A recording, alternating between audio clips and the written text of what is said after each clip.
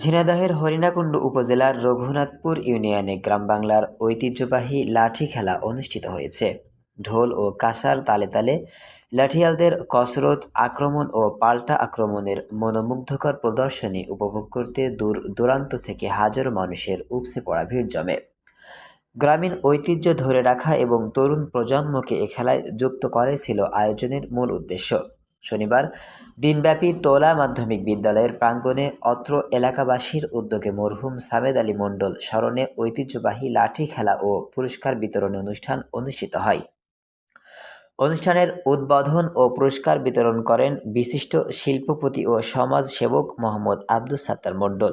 মোহাম্মদ আফতার উদ্দিন মণ্ডল এর সভাপতিত্বে প্রধান অতিথি হিসেবে উপস্থিত ছিলেন জেলা বিএনপির সভাপতি অ্যাডভোকেট এম এ মজিদ।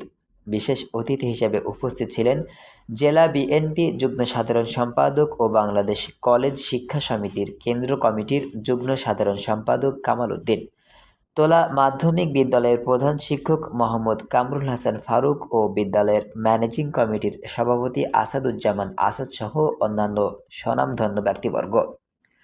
উক্ত খেলাটি পরিচালনা করেন মোহাম্মদ আরজান আলী মণ্ডল। খেলা শেষে প্রথম স্থান অধিকারী 6 জনকে মোবাইল ফোন পুরস্কার হিসেবে তুলে দেওয়া হয় এবং অন্যান্য অংশগ্রহণকারীদের মাঝে গেঞ্জি ও শীতের কম্বল বিতরণ করা হয়।